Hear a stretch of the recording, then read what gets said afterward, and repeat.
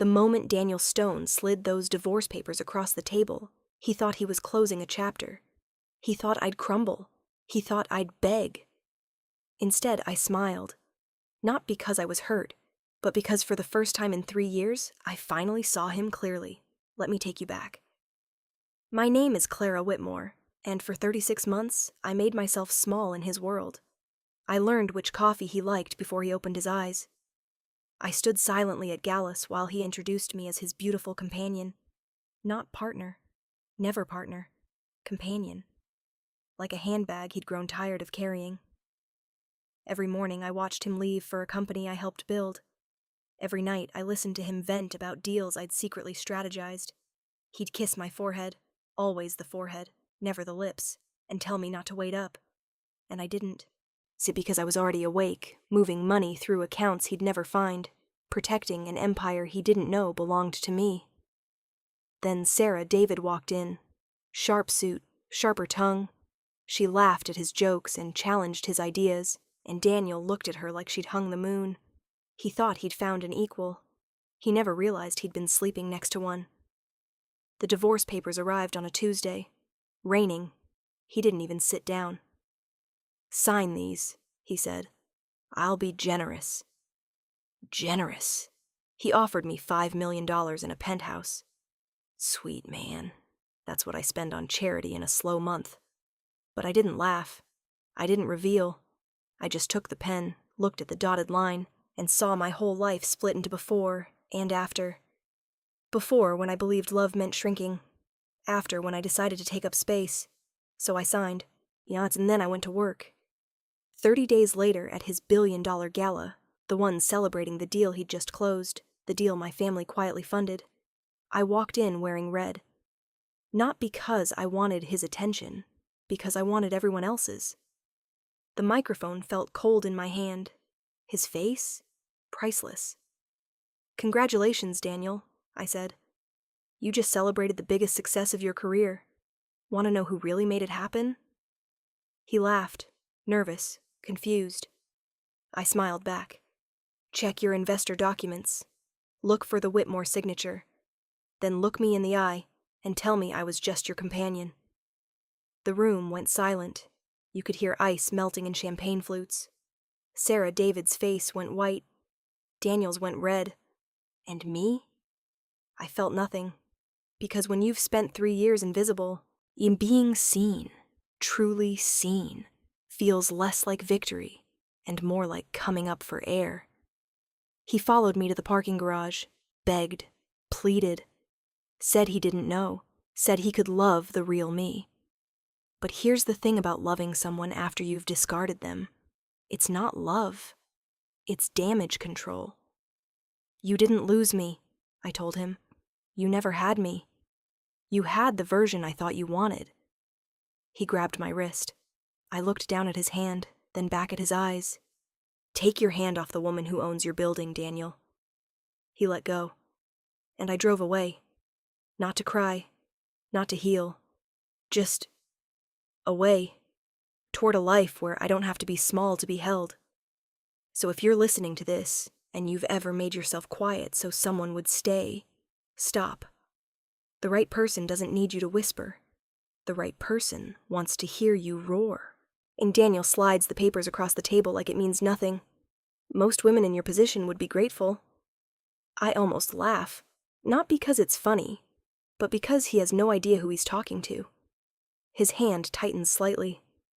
I notice everything. I always have. That same hand once held my waist like I was something fragile, something worth keeping. "You'll be taken care of, Clara." His voice drops, controlled, final. And for a second, I hate that my heart still remembers him. I look at his face, the sharp jaw, the tired eyes. 3 years of marriage, and he's sitting here offering me hush money like I'm some assistant he's letting go. "Daniel," I say softly. "Do you even know my full name?" He pauses, blinks. Clara Stone now, I suppose." "Wrong. My real name sits on my tongue like a secret I've carried too long. Clara Whitmore, heir to $200 billion. The woman who quietly redirected 3 of his biggest deals through family trusts he never bothered to investigate. But I don't tell him that. Not yet. Instead, I pick up the pen. Let it hover over the dotted line. "Sarah must be special," I murmur. "You never looked at me the way you look at her." Guilt flickers across his face. Briefly. So briefly I'd miss it if I hadn't spent years studying him. She challenges me, Clara. She's my equal." Equal. The word hits like a slap wrapped in silk. I sign my name. Clara Whitmore. Let him figure it out later. "There," I say, sliding the papers back. "You're free." He exhales. Relief. Actual relief. I stand. Straighten my dress. For 3 years I hunched slightly around him, made myself smaller so he'd feel tall. Today, for the first time, I stand fully upright. He notices. Frowns slightly. "Clara?" I pause at the door. Turn back just enough for him to see my profile. "Your biggest deal closes next month," I say quietly. "The one with the Singapore consortium." His frown deepens. "How do you know about that?" I smile. Not my gentle wife smile. My real one. "Good luck, Daniel." The door clicks shut behind me, and I walk out of that penthouse, not as his discarded wife, but as the woman who just bought the company handling his paperwork. Let Sarah challenge him now. I just buried him. Sarah David walks in like she belongs here. Sharp, confident. Everything I pretended not to be. Daniel's eyes linger on her, but they flicker back to me. Just for a second too long. So he does notice. I don't react. I don't break. I simply adjust my sleeve. If she knew whose house she was standing in, she'd sit down. "Daniel, sorry I'm late." Her voice cuts through the room like a blade. She kisses his cheek, right in front of me, and doesn't apologize. Why would she? In her mind, I'm already gone. She settles into the chair beside him, the one I picked out. The one I reupholstered myself because Daniel complained the leather was too stiff. "I'm Sarah." She extends her hand toward me. Perfect nails, perfect grip, perfectly practiced. I take it. Hold it 1 beat longer than comfortable. "Clara." Her smile doesn't waver. Neither does mine. But beneath the table, my fingers curl into my palm. Not from anger. From something colder. Recognition. She's exactly who I used to pretend I wasn't. "I've heard so much about you," Sarah says, tilting her head. "Daniel says you're quiet." Quiet. That's his word for me. Quiet. Safe. Small. I glance at him. He's watching us like a man watching 2 weather systems collide, unsure which one will destroy his house first. "Daniel likes quiet," I say softly. "It makes him feel loud."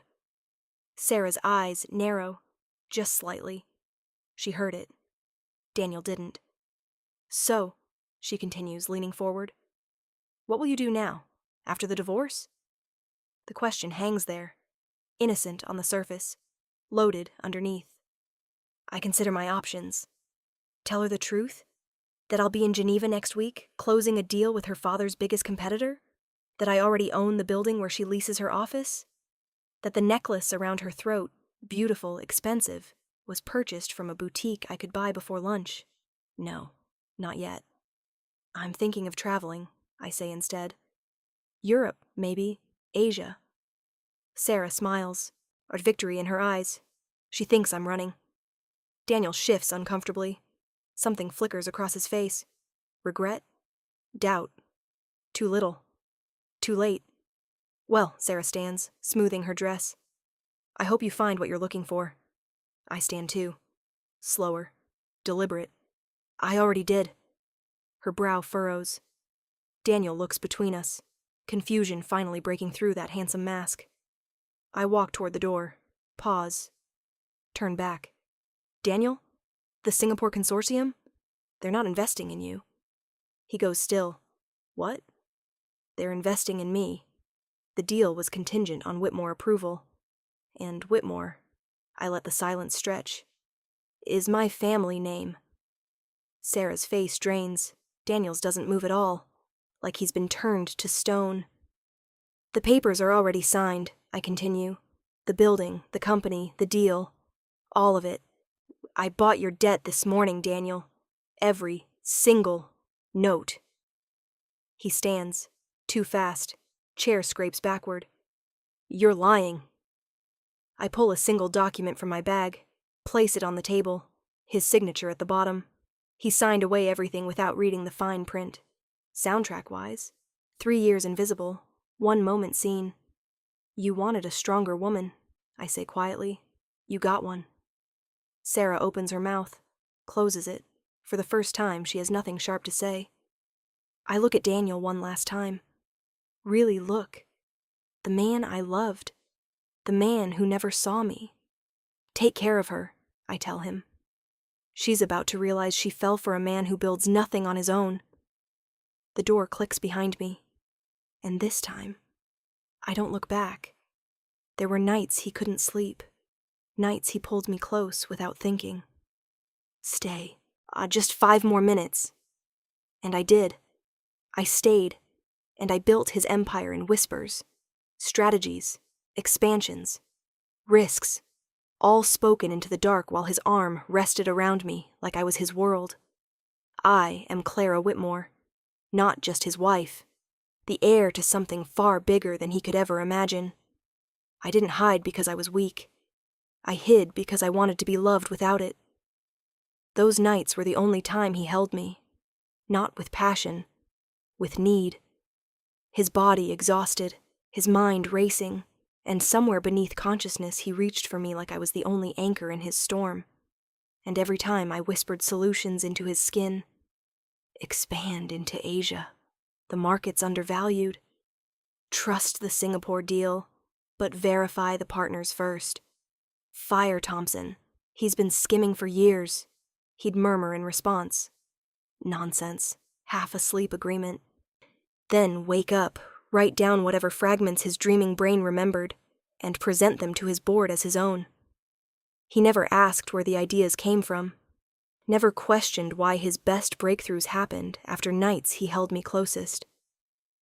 I watched him take credit in boardrooms I wasn't invited to, watched him grow arrogant on the foundation of my silence, and I told myself it was enough. That being his secret architect was enough. That being held in the dark was enough. But then came the mornings. The mornings he'd wake fully and remember who I was, or who he thought I was. He'd untangle himself, move to his side of the bed. That space between us, 6 inches of Egyptian cotton, felt like oceans. Morning, Clara. Flat, polite, distant. No trace of the man who'd clung to me hours before. I'd watch him shower, dress, or transform into Daniel Stone. Billionaire, visionary, king. And I'd lie there, invisible again, wondering if the night version was real or just exhaustion wearing his face. Sarah never saw that version of him. She saw the polished exterior, the confidence, the power. She never saw him vulnerable. Never held him while he shook from nightmares about deals gone wrong. Never whispered him back to safety. I did that. For 3 years I did that. And he still handed me divorce papers like I was nothing. So when I walked out of that penthouse, when the door clicked shut and I finally stood alone in the hallway, I didn't cry. I pressed my palm to the wood. One last time. Goodbye, Daniel. Not to the man who left me, to the man who held me in the dark. He was the one I loved, and he never really existed. The room goes quiet when I walk in. Daniel looks up. Confusion first, then something sharper. Clara, what are you doing here? I meet his gaze without flinching, correcting a mistake. An investor smiles. Miss Whitmore, we've been expecting you. And just like that, everything shifts. Daniel doesn't speak. He just stares at me like he's seeing me for the first time. The boardroom stretches between us like a battlefield. Mahogany table, crystal water glasses. 20 of the most powerful men and women in the city, and every single one of them just turned their attention from Daniel to me. I walk forward, heels clicking against marble, Each step measured, each breath steady. Sarah sits in the corner. Guest seat, not at the table. Interesting. He brought her but couldn't give her a chair with a nameplate. She's gripping her pen like it might save her. Nas Miss Whitmore. Marcus Chen rises first. Old money, old respect. He knows my family. Your grandfather was a legend. It's an honor. I shake his hand. He spoke highly of you, Marcus. Said you were the only honest man in the room. Daniel's jaw tightens. Clara. His voice cuts through. What is this? I settle into the empty chair at the head of the table. His chair. The one reserved for the deal's lead. No one objects. I told you, Daniel, correcting a mistake. I open the folder in front of me. Inside, documents he's never seen, numbers he's never run. A complete financial map of his company, including debts he doesn't know exist. Let's begin, shall we? The investors lean forward, not because of my voice, because of the numbers I start laying out. Projections, liabilities. It's the true value of the Singapore deal, and how much of it rests on Whitmore Capital. Miss Whitmore, someone interrupts. Forgive me, are you representing your family's interests here? I smile. I am my family's interests. Daniel's pen snaps. He doesn't notice. Just stares at the broken pieces in his hand like they belong to someone else. Sarah whispers something. He ignores her. 3 years, I continue, Daniel Stone has presented himself as the sole architect of Stone Enterprises. But let's examine the record. I project documents onto the screen behind me. Timelines, deal dates. Every major success of his career, mapped against nights he couldn't sleep. Nights he held me close. Nights I whispered strategies into the dark. Notice anything? I ask the room. Marcus Chen leans forward. The breakthroughs consistently follow. Personal milestones? Exactly. I turn to Daniel. The night before you closed the Tokyo deal, you couldn't sleep. You were terrified of failing. So I stayed awake with you, walked you through every contingency. Remember? He doesn't answer. His face is gray. And the Singapore expansion? The one you're celebrating tonight? You were so stressed you didn't eat for 2 days. I fed you soup in bed, talked you through the cultural pitfalls, the negotiation leverage points, the exact pressure points to push. Silence. You don't remember any of it, I say softly, because you were half asleep. But your subconscious listened, and your boardroom celebrated. Sarah stands. This is ridiculous. You're claiming... I'm not claiming anything. I cut her off without looking at her. I'm presenting evidence. The Whitmore family holds 70% of the debt behind Stone Enterprises. We've held it for years. Quietly, patiently, waiting. Daniel finally speaks. Waiting for what? I meet his eyes. For you to prove you could build something without me. The words land like stones in still water. He opens his mouth, closes it. For the first time since I've known him, Daniel Stone has nothing to say. You didn't, I continue. Every major success traces back to nights I held you. Every deal that saved your company carries my fingerprints. You thought I was quiet because I had nothing to contribute. I was quiet because I was already contributing everything. I stand, close the folder. So here's what happens next. The Singapore deal proceeds, but under Whitmore oversight.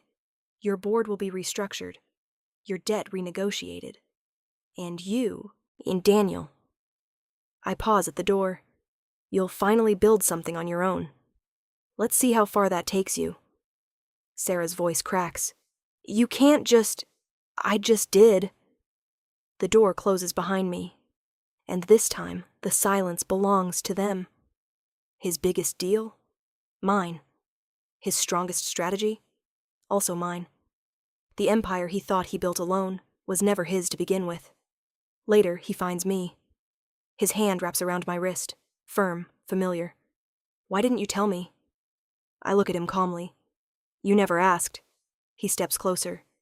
Too close. Was any of it real? My voice doesn't shake. All of it was.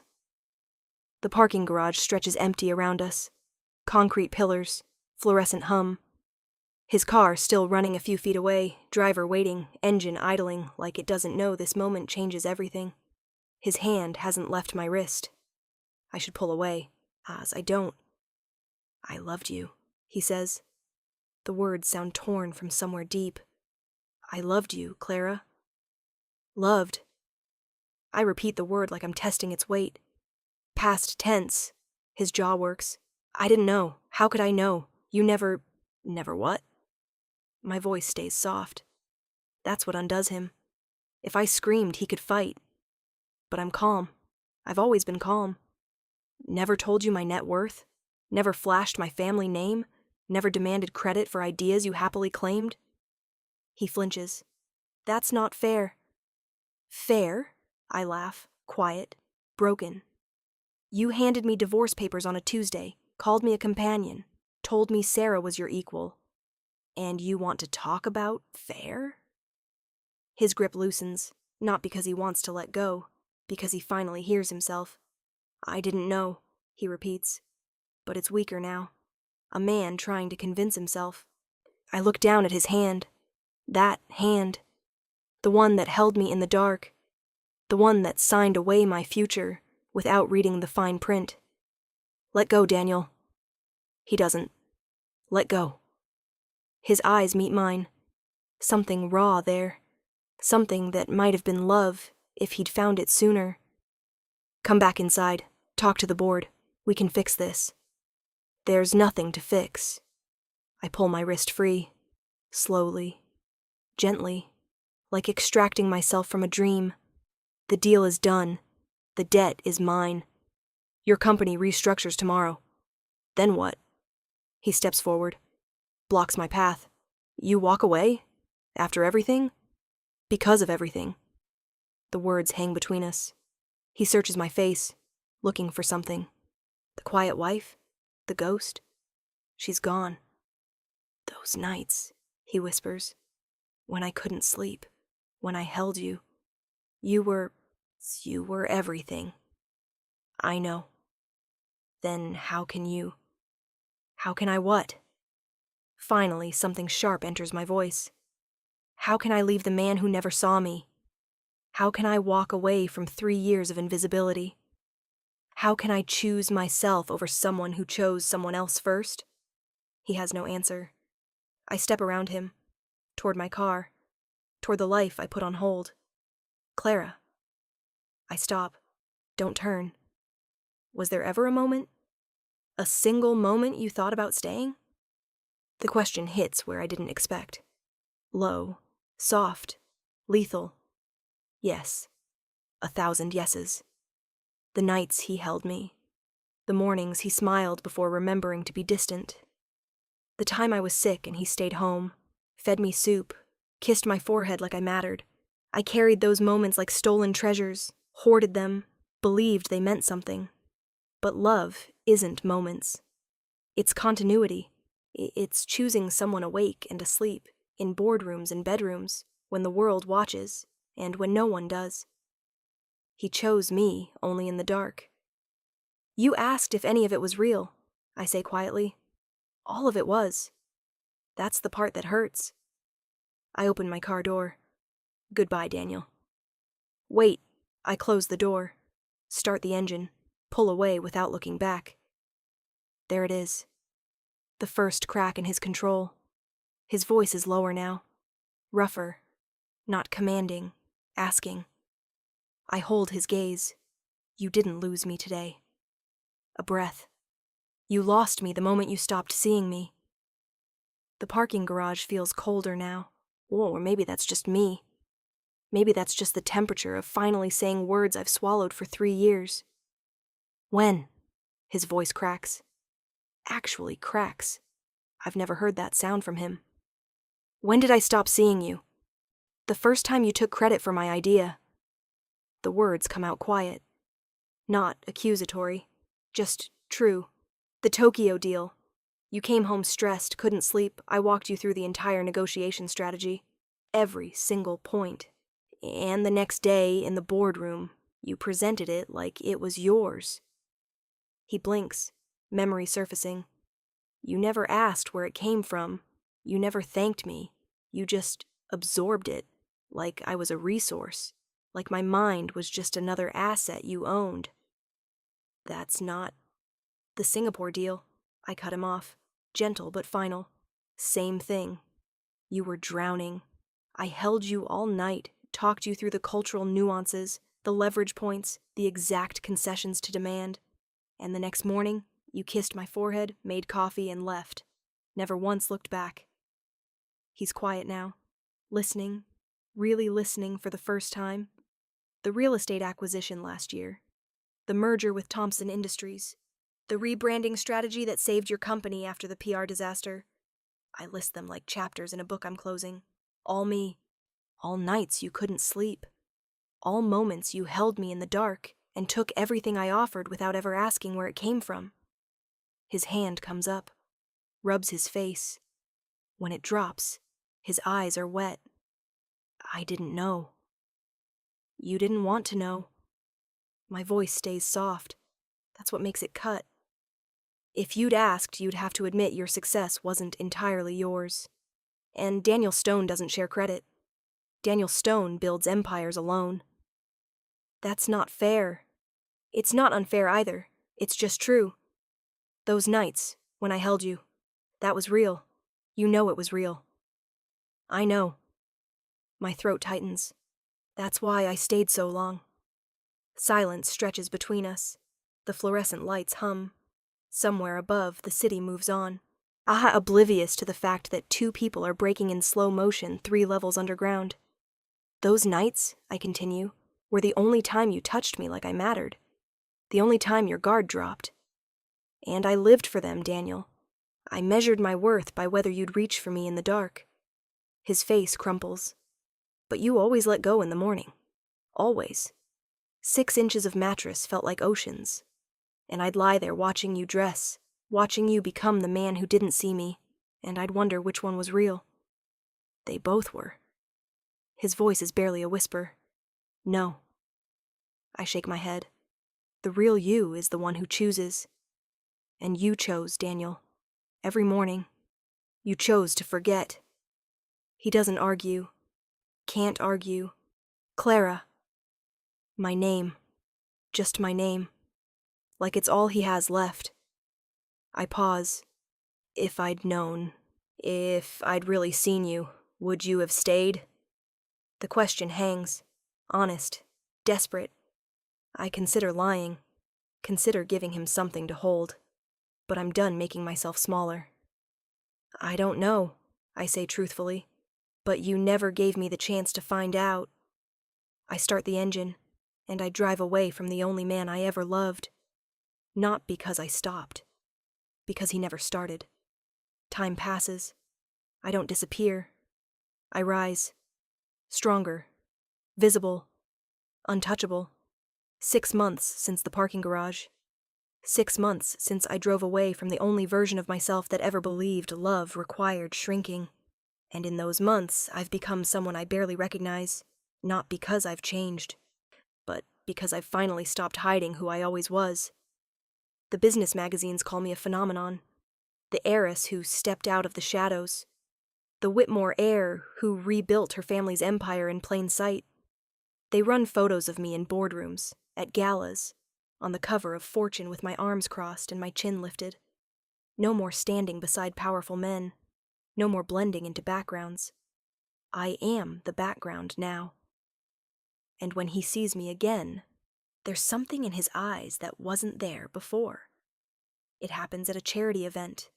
Black tie, crystal chandeliers, the kind of room where deals are whispered and reputations are made. I'm standing near the balcony, talking to Marcus Chen about our latest acquisition, when I feel it. That pull. That awareness of being watched. I look up. Daniel stands across the room, frozen mid-step, drink in hand. Eyes locked on me like I'm a ghost he never expected to haunt him. He looks different, thinner, softer around the edges. The sharp confidence that once defined him has dulled into something quieter, something that almost looks like humility. Our eyes meet, and for a long moment neither of us moves. Regret, understanding, maybe even love. It's all there, written in the way his jaw works, the way his hand tightens around his glass, the way he starts walking toward me before his brain catches up with his feet. I don't run, don't hide, don't shift my weight or drop my gaze. I just wait. Clara. My name sounds different in his mouth now, heavier, like he's been carrying it. Daniel. He stops a few feet away, close enough to speak, far enough to respect. That's new. He never used to respect distance. You look, he trails off, swallows. You look incredible. I know. A ghost of a smile crosses his face, almost surprised, almost proud. Yeah, you do. Silence stretches. Not uncomfortable. Just full. Like everything that needs saying is already hanging between us, waiting to be claimed. The company, he starts. I heard about the acquisition. Whitmore now owns basically everything. Basically. He nods, looks down, looks up. His eyes are wet. He doesn't try to hide it. You were right. The words come rough, torn. About all of it. The ideas, the nights, the way I took without asking. He exhales. I didn't see you, and I should have. God, I should have. I don't speak. Don't help him. He needs to say this alone. The Singapore deal collapsed without your oversight. Did you know that? I nod. I knew. Tokyo's restructuring. The real estate portfolio's underwater. Every decision I've made since you left. He laughs, bitter, broken. Turns out I wasn't the genius everyone thought. You were never the genius, Daniel. You were just the one who got credit. He flinches, then nods, accepts it. I'm not asking for anything. His voice steadies. I know I don't deserve. I just needed you to know that I see you now. Finally. Too late. But I see you. The words land somewhere deep. Somewhere that still remembers his arms around me in the dark. But I don't move toward him. Don't soften. Thank you for saying that. He waits. Hopes. I can see it flickering behind his eyes. The desperate wish that acknowledgement might be enough. That seeing me now might undo all the mornings he looked right through me. It's not. It can't. Goodbye. On Daniel. I turn. Walk toward the balcony doors. The night air hits my face, cool and clean. Behind me, I hear him exhale. Hear the weight of everything he'll never say. I don't look back. Not because I'm angry. Not because I'm punishing him. Because I finally understand something he never will. I don't go back. I don't beg. I don't break. He thought I was a woman he could replace. But I was the woman who built everything he couldn't keep.